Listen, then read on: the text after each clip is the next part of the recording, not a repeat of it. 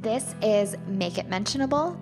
I'm Alyssa Patmos, and this is the show about being human in a world that encourages us to be robots. I invite you to join me as we journey through the mess, the magic, and the mania in between, because what we can talk about, we can manage. This honest conversation extravaganza includes free-flowing conversations and high doses of vulnerability to remind you that you aren't alone. No topic is off limits, and episodes are designed to leave you smarter, aka more self-aware than when you came. I am so glad you're here. Welcome back to another episode of Make It Mentionable. As always, I'm your host, Alyssa Patmos, and unlike episodes in the past, today it is just you and I in conversation. So this show is run by me, and I have an assistant, Hosanna, who helps produce the episodes. And from the beginning, we have talked about me doing a solo episode where it's just you and I. And I've resisted it, quite honestly. I wasn't sure exactly what shape it would take form, but this is the week. This is the week. There have been a few topics that have come up in other episodes that I wanted to dive into a little bit deeper. So today we are talking about joy. And more specifically, we're talking about trapped joy, which is a thing that I have dealt with for many years. Which is why I kind of came up with the concept. I don't know. I'm sure someone else uses other language for it, but for me, I call it trapped joy. And we're going to dive into that. If you've listened to other episodes, it's come up in the one recently with Emily Carter, where we're talking about leisure and rest and relaxation and how joy plays into our lives. And then it came up in the episode with Julie Shane as well, when we were talking about fulfillment. And so I wanted to dive a little bit deeper into what the heck is trapped joy? How do we allow ourselves to experience joy? And what do we do to start experiencing more of it? Because I think joy is something that many of us want more of in our life. But I want to start with a story. So in November, Thanksgiving is in November. Yeah. In November, I get so tired of the question, what are you grateful for at Thanksgiving? It seems like that's the standard question. You go around the table, everybody answers, what are you grateful for, round robin style. And I decided that I didn't want to do it like that. So this Thanksgiving was kind of special because it was the first one that I have ever hosted. And I cooked the turkey, I cooked everything by myself. And we hosted it at our house, and I was super excited. So Jeff was there, his mom was there, and his boys were there. And so I told Jeff, I was like, I don't want to use the same standard question. And so we brainstormed together. He was on board, and we brainstormed together a list of different questions. Now, anyone who knows me personally, or if you've been following along here, I'm sure you can guess, I love intention. Love it. I'm obsessed with it. It is a core part of my business, is how do we be more intentional in our lives? It's a core tenet behind this show as well. I'm constantly challenging myself to do things by design instead of by default. And when I create anything new, I usually write out the intention behind it, and why are we doing this, and why did I make certain decisions this way, because it's massively important to me. And so I wanted to get intentional about the questions that we were gonna go over at Thanksgiving. And it's really important for Jeff to continue connection with his kids. And I love getting to form my own relationships with them. And we were going to use this as an opportunity for that. So we started brainstorming some questions. And a few of them, I have them right here. So a few of them were like, what do you most appreciate about someone around the table? Or who is one person you're extra appreciative of right now? Where do you need support? What's something that you discovered you liked this year? What's something you've been debating starting lately? So Jeff and I brainstormed these questions and we put them in this adorable little pumpkin pot. And the plan was to see if we could get everyone to go around and draw a question out of our pumpkin pot and then answer it. And there were enough questions for each person to get to.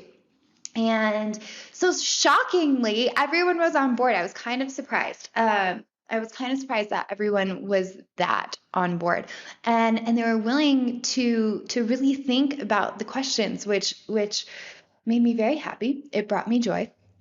The hilarious part is that when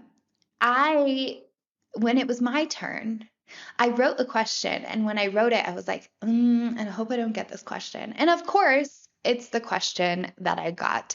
And that question is, what's bringing you the most joy right now?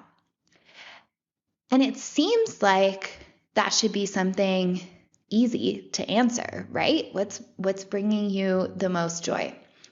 But trapped joy. Trapped joy is a thing. And so I had a really hard time answering. Like all of a sudden I got really nervous and my hands started sweating and I'm sure I turned multiple shades of red and the boys started laughing at me. And I knew my answer, but it was really, really hard for me to express it. And this is what I mean by trapped joy. And so if you're dying to know, my answer at the time was actually family, and being able to be in this space and host the Thanksgiving and having everyone there and enjoying getting to build relationships with the rest of Jeff's family. And so my answer was, what's bringing you the most joy right now? Like family was, which I had such a hard time saying. I think it took me probably 4 minutes to actually be able to say what I was trying to say. And I wonder why that's the case. And if I wanted to sound like Merriam-Webster, the dictionary, I might define trapped joy as the experience of not feeling comfortable expressing or fully experiencing your joy. The experience of not feeling comfortable expressing or fully experiencing your joy. And I think, joy, happiness, we're obsessed with it as a society.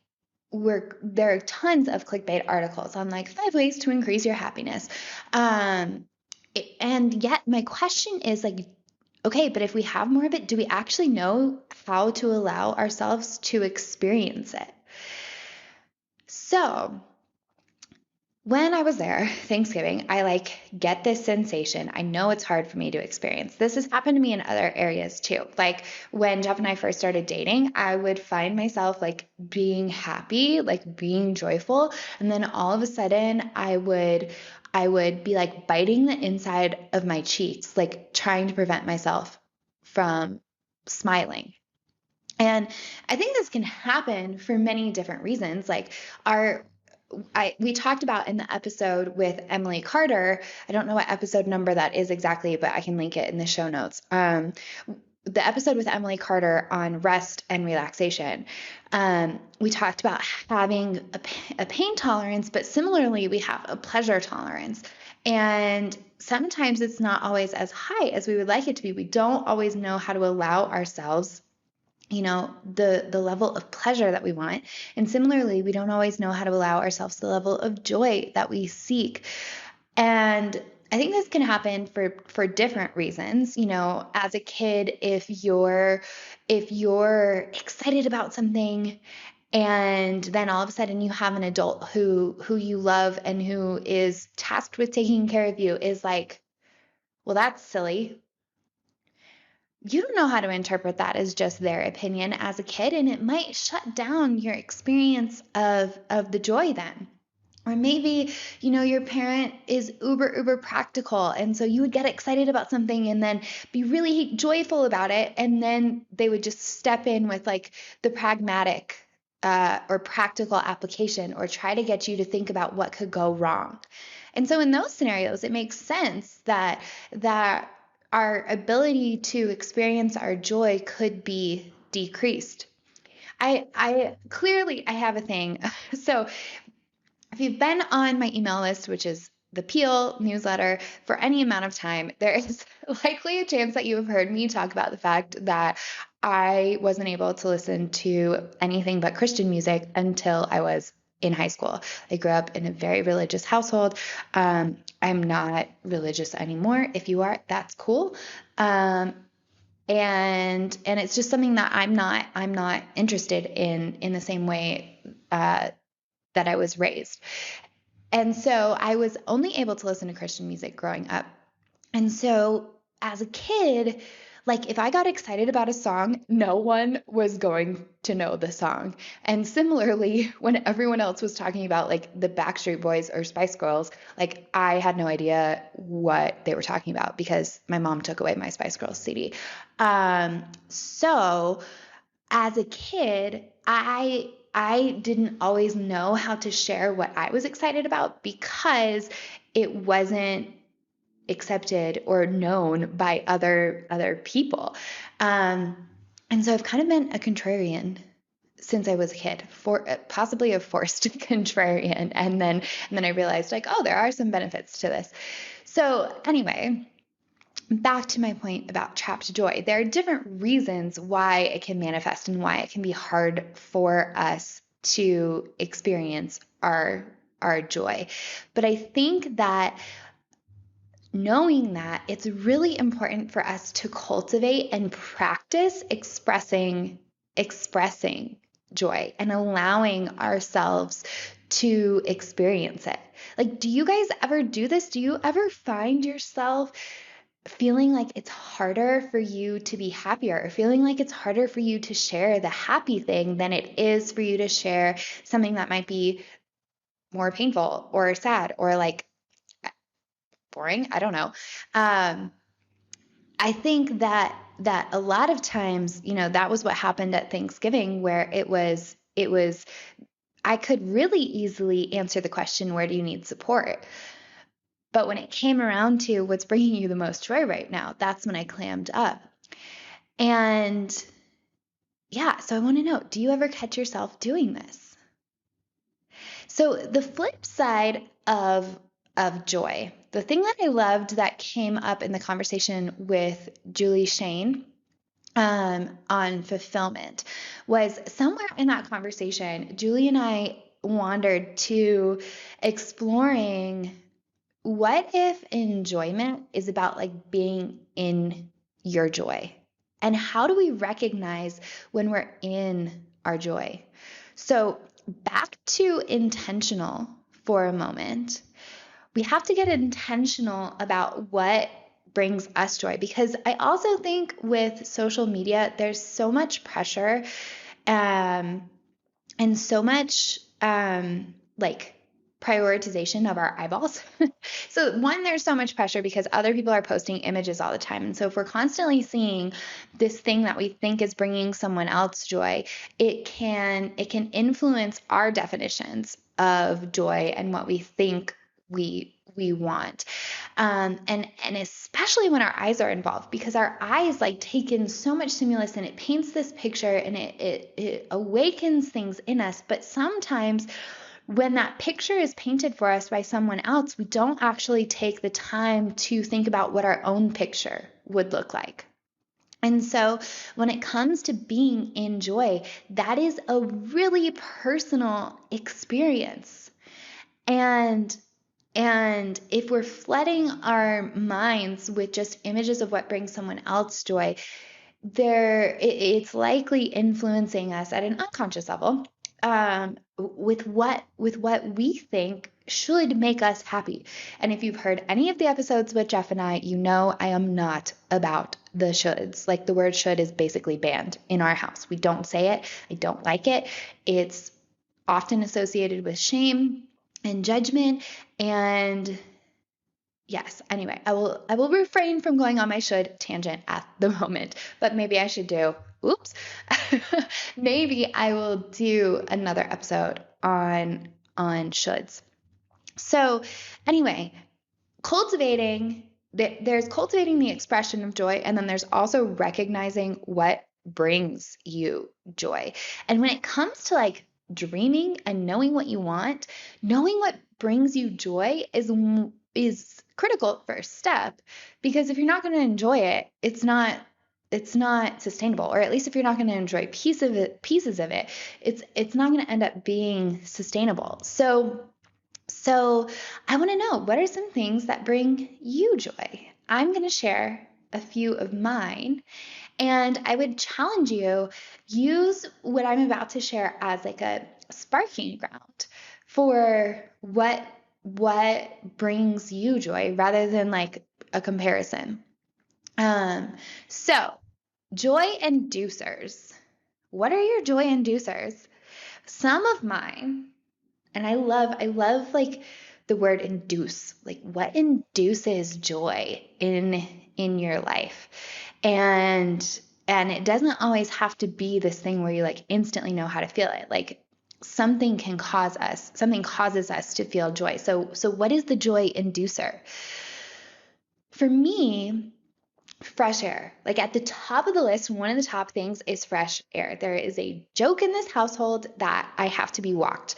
I can walk myself, but sometimes I like to go on a walk with Jeff. But if I haven't been on a walk by like 3 o'clock in the afternoon, it reflects in my mood, because fresh air is so important to me. We have a terrace, and from our living room, there are sets of double doors that open up to the terrace. And one of my favorite things is to work with those doors open because it lets in fresh air.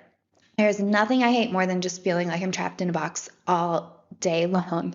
And this reminds me of one of the very first episodes of the show that we did, and it's about the importance of your home. And we talked a lot about the environment that you set up. So what brings me joy is fresh air in the house. And also the plants that we have inside, like my orchid Olivia, who, we always talk about in this show. What else brings me joy? I had to write some of these things down because I knew I was going to forget what brings me joy as I was doing this. So if you're watching this on YouTube or on the site, pardon me while I glance elsewhere at times. And if you're listening, but you're one of the people who likes to watch, if you didn't know, this show is also recorded as a video, and you can view it on YouTube or on my site, elisabethpatmos.com/show. Okay, anyway, back to joy inducers. So cooking brings me so much joy. Jeff and I debated going carnivore, which is basically a diet where you only eat meat, we debated doing it again a few months ago. I have done it in the past when I was like working on some gut stuff, and he was just reading a book about it and he wanted to try it. And since I had done it before, I knew it was possible. But this time, honestly, I had a total freaking meltdown because I felt like all of my creativity in the kitchen and cooking was going to get taken away. And I wasn't on board in the same way because cooking brings me so much joy. Food in general brings me joy, but cooking especially. I think the other thing associated with food that brings me joy is sharing food. Like, some people go out to eat and they never share food with their boyfriend or their girlfriend or spouse or partner. And I'm like, it's always interesting to me because Jeff usually share food. And I think the interesting thing about it for me is, when you eat at home and you're eating dinner around the table together, you're usually eating the same meal. Like one person cooks, or maybe you cook together, and everyone's sort of eating the same thing. And so you're experiencing it together and you can talk about it together. But when you go out to eat, and you're eating different things, then a piece of that experience is missing. And it's a piece that I really love. I love getting to talk about the food. So sharing food brings me joy. What else? There's one time, whenever I think about joy, there is one time that Jeff went out and he surprised me. He brought me back a macaron. Okay, seriously, I know like 4 things on this list are food related, but this one is tied to thought. And when other people demonstrate that they've thought about me, even in the smallest way, like he just surprised me with a macaron and a coffee from Starbucks, and it still sticks out as one of those moments where I was just so filled with joy. Let's see what else is on here. Espresso martinis. Again, it relates to food, but it's more about the experience. I get so much joy from trying different ones. I only drink like once a week, but I get a lot of joy of trying espresso martinis in different cities, and they're like totally making a resurgence right now, and they are not all created equal, let me tell you. But I was obsessed with espresso martinis like years and years ago before they started making the resurgence. It was my favorite drink at this place in Austin. It was a coffee shop called Halcyon that I loved going to and working from. Another thing that brings me joy is like being able to work in louder places at times. I talk about how in college I would do homework at a sports bar that my friend was a waitress at. Something about like the loud, having the loud noise around me, and I'll listen to loud bar noise on YouTube because it helps me work better. In fact, Jeff and I went to a restaurant in where were we? Manhattan Beach recently. I think it's called, I can't remember what it's called at the moment. I want to say it was called Salt, but I have reservations at a place in Boulder called that, so I could be very, very wrong. Anyway, at this restaurant, it was like the perfect ambiance. It was the perfect sound level that I would want to work in. So I took out my phone and I hit record on a voice memo because I was like, I want to listen to this again. And I liked the vibe of that place. I could hear some of the conversations, but not well at all by any means. And I figured, why not have my own recording instead of just the standard bar noise one on YouTube? So it's things like this that bring me joy. Deep conversations. Recording this show, whether it is a solo episode like this where it's you and I in conversation, or with someone who I'm interviewing, or who's a guest. I love recording this show. It brings me so much joy. Like I come off of one of these and I run out to the kitchen and I usually am like, that was so fun. Like I have this burst of energy. And so recording this brings me a ton of joy. And of course, keto hazelnut butter cups. Yes. Okay. I need to think of something that's outside the food range. Walking brings me a ton of joy. It's such an amazing activity for us to do for our brains and for movement, and just like getting to see different things and engage in a way where it's like, okay, I'm going to be intentional about like looking at shades of green right now. And what do I see? We talked about the power of walking in the episode with Stormy, about wonder and awe and going on wonder walks. And I think walks also came up in a powerful way in the episode with Dr. Sophia Town. I can't remember for sure, but I know that she is an equal lover of walks. And so walking brings me joy, whether it's by myself or with someone. Yes, the movement and the fresh air. It combines two things I love. All right, so those are some things that bring me joy. And being aware of what brings us joy individually is so important. And it allows us to recognize like where we find pleasure. And when we can recognize what brings us joy, and start to appreciate that, then I think it gets a little bit easier to express it. But again, the experiencing of it and the expressing of it are two different things. But I think that sometimes when we don't allow ourselves to fully express it, we diminish the experience of it. Especially in the moments like I talked about when, Jeff and I first started dating, where I'm like biting the inside of my cheek, because then I'm not letting him see the joy either. I'm holding back from that in some sense, and that keeps the joy from being contagious in a way where it could be if I was able to fully express it. And so it's something that I'm constantly working on. And the first part of it is allowing myself to actually be in joy and have things that bring and induce joy in my life. And I try to focus on, okay, what can induce joy today? Like, how can I induce joy in my life today? And asking myself that question, then, it can be different things. Sometimes it would feel joyful to play a game. And so, then we can recruit other people into this vision of our joy and make an ask, which is one of the most powerful things we can do, knowing what we want and then asking for it. It's great. So magical what happens when you know how to ask for what you want. So asking ourselves, like, how can I induce joy in my life today? Maybe it's a simple walk. Maybe it's playing a game. Maybe it's cooking. Maybe it's going for a drive. That is not something that induces joy in my life, but I know some people like it, which is great. Good for you. What can induce joy for you today? And sometimes it just starts with that.